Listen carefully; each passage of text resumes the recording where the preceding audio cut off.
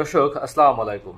আমরা ভাবি যে আমাদের দেশে সবাই যখন আমরা ভালো হব তখনই আসলে দেশটা এগিয়ে যাবে, কিন্তু বাস্তবতা হইল সবাইকে ভালো হওয়াও সম্ভব না, আর দেশটা এগিয়ে নেওয়াও সম্ভব না। শুধুমাত্র একটা ব্যক্তি চাইলেই দেশকে এগিয়ে নেওয়া যায়, দেশকে এগিয়ে নেওয়া সম্ভব। তা হিস্টোরিক্যালি ইতিহাস যদি দেখেন, আপনি মালয়েশিয়ার কথা যদি চিন্তা করেন, আপনি সিঙ্গাপুরের কথা যদি চিন্তা করেন, আপনি আজকে দুবাইয়ের কথা যদি চিন্তা করেন, যে দেশগুলো আজ থেকে 50 বছর 60 বছর পূর্বে আমাদের থেকে অনেক নিচুর অবস্থানে থাকার পর আজকে তারা আমাদের থেকে অনেক অনেক গুণ উপরে, এবং সেখানে গিয়ে আমাদের কাজ করে খেতে হয়।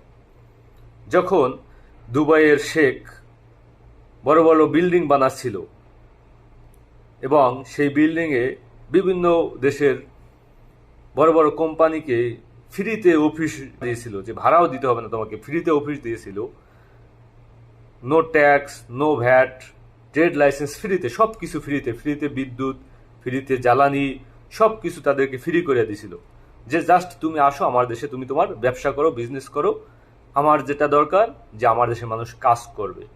শুধুমাত্র এই একটা পদক্ষেপ নেওয়ার কারণে আজ দুবাই সব থেকে ধনী রাষ্ট্রে পরিণত হয়ে গেছে। তো এরকমের যুগান্তকারী পদক্ষেপ শুধুমাত্র একজন ব্যক্তির মতের ভিত্তিতেই নেওয়া সম্ভব। যখন আপনি ঐক্যমতে যাবেন, যখন আপনি সবার মতামত নেওয়ার চেষ্টা করবেন, তাহলে আপনি সামনে আগাতে পারবেন না, এটা কখনোই সম্ভব হবে না।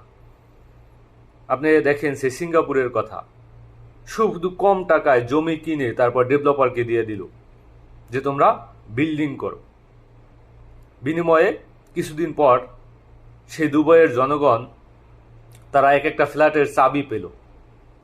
সেই দুবাইয়ের জনগণ ফ্ল্যাটের চাবি পেয়ে যে অবাক, যে কিভাবে সম্ভব, আমি তো কিছুই করিনি, আমার হাতে দুবাইয়ের ফ্ল্যাটের চাবি কিভাবে আসলো।